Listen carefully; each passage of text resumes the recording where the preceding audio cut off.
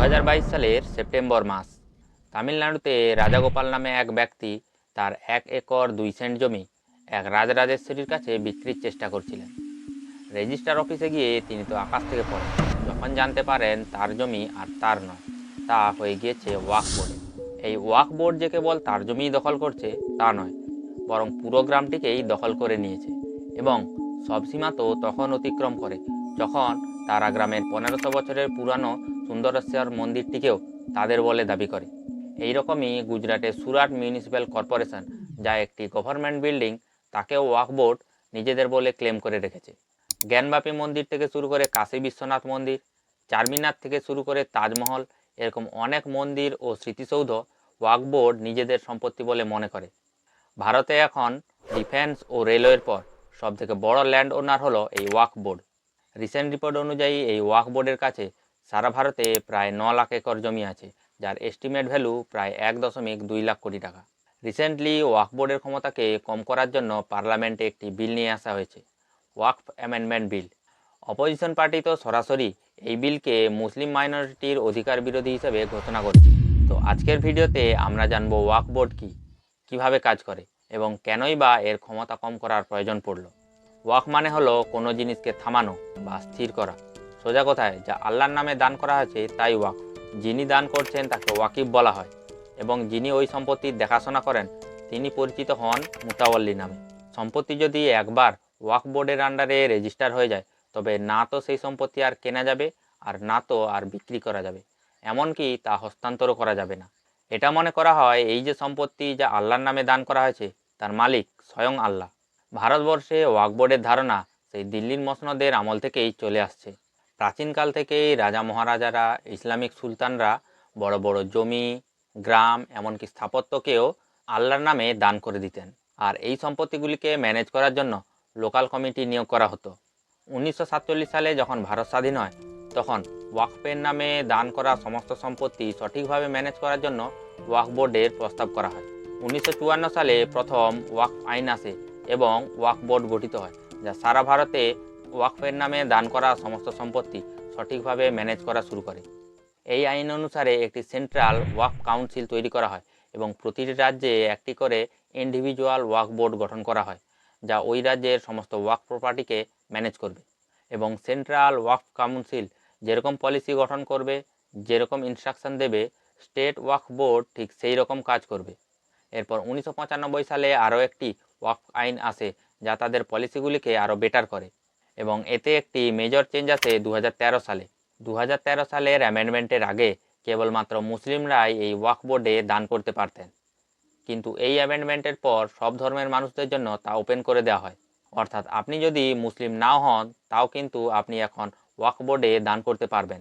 এতদূর পর্যন্ত সব ভালো বলে মনে হলেও সব কিন্তু ভালো ছিল না।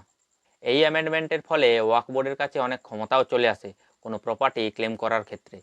এই অ্যামেন্ডমেন্ট ওয়াকফ প্রপার্টি বিক্রি করা সম্পূর্ণরূপে ব্যান করে দিয়েছে এবং কেউ যদি ওয়াকফ প্রপার্টির উপর দখলদারি করে তাহলে তার 2 বছর পর্যন্ত সাজা হতে পারে।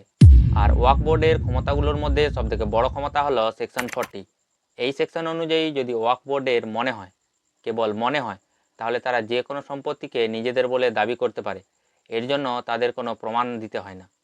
আর যদি কোনোভাবে আপনার সম্পত্তি ওয়াকফ প্রপার্টি ঘোষিত হয়ে থাকে তাহলে আপনি কিন্তু জমির মালিকানা ফিরে পাওয়ার জন্য হাইকোর্ট কিংবা সুপ্রিম কোর্টে আবেদন করতে পারবেন না। আপনাকে আবেদন করতে হবে ওয়াকফ ট্রাইব্যুনালে এবং সেখানে আপনাকে প্রমাণ করতে হবে যে জমিটা আপনার।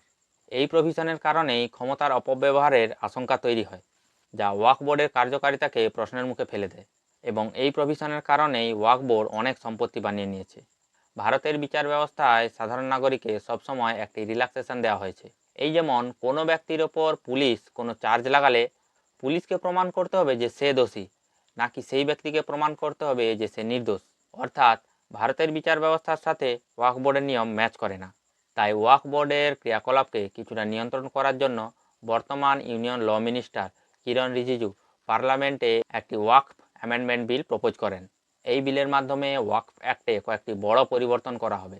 এর মধ্যে সবথেকে বড় পরিবর্তন হলো কোনো ব্যক্তি কোনো প্রপার্টিকে ততক্ষণ পর্যন্ত ওয়াকফ প্রপার্টি বানাতে পারবেন না যতক্ষণ না তিনি ওই প্রপার্টির লফুল ওনার হন। এর প্রধান উদ্দেশ্য হলো যে কোনো প্রপার্টি যার কোনো লফুল ওনার নেই তাকে ওয়াকফ প্রপার্টি বানানো যাবে না। দ্বিতীয় বড় পরিবর্তন হলো, যদি কোনো গভর্নমেন্ট প্রপার্টি ওয়াকফের নামে ডিক্লেয়ার থাকে এই নিয়ম আসার আগে অথবা পরে, তাহলে সেটি আর ওয়াকফ প্রপার্টি থাকবে না। অর্থাৎ যে সমস্ত গভর্নমেন্ট প্রপার্টিকে ওয়াকফ বোর্ড তাদের সম্পত্তি বলে ঘোষণা করেছিল সেগুলো আর তাদের আন্ডারে রইল না। আর তৃতীয় সবথেকে বড় পরিবর্তন হলো, যে কোনো প্রপার্টি যা ওয়াকফের নামে ডিক্লেয়ার্ড তা গভর্নমেন্ট সম্পত্তি কি না তা নিশ্চিত করবে গভর্নমেন্ট, নাকি ওয়াকফ বোর্ড। আরেকটি বড় পরিবর্তন হলো, ওয়াকফ বাই ইউজে আর কোনো প্রপার্টি ওয়াকফ হবে না। অর্থাৎ এই যেমন ধরুন কোনো মসজিদ কোনো ডকুমেন্ট ছাড়াই একটি জমির উপর গড়ে উঠেছে এবং লোকে দীর্ঘদিন ধরে সেখানে প্রার্থনা করে। তো বর্তমান ওয়াকফ অ্যাক্টে এই প্রভিশন আছে যে কোনো প্রপার্টি যদি বাই ইউজ অ্যাজ এ ওয়াকফ রূপে দীর্ঘদিন ব্যবহৃত হয় তাহলে তা ধীরে ধীরে ওয়াকফ প্রপার্টিতে রূপান্তরিত হবে। কিন্তু নতুন অ্যামেন্ডমেন্ট অনুযায়ী যতক্ষণ না কোনো রিটেন এগ্রিমেন্ট বা ওয়াকফনামা পাওয়া যাচ্ছে ততক্ষণ পর্যন্ত কোনো প্রপার্টি ওয়াকফ প্রপার্টি হবে না।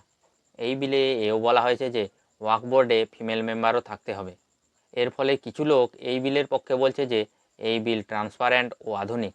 অন্যদিকে বিরোধীরা অভিযোগ করছে যে এই বিল মুসলিম মাইনরিটির অধিকারের পরিপন্থী। তো বন্ধুরা, এই বিল ভালো না খারাপ তার নিচে কমেন্ট করতে ভুলবেন না। আর ভিডিওটি যদি ভালো লেগে থাকে একটা লাইক করে চ্যানেলটিকে সাবস্ক্রাইব করে দিন আর বেল আইকনটি অলে সেট করে দিন আমার সমস্ত ভিডিওর আপডেট পেতে। দেখা হচ্ছে নতুন কোনো ভিডিওতে।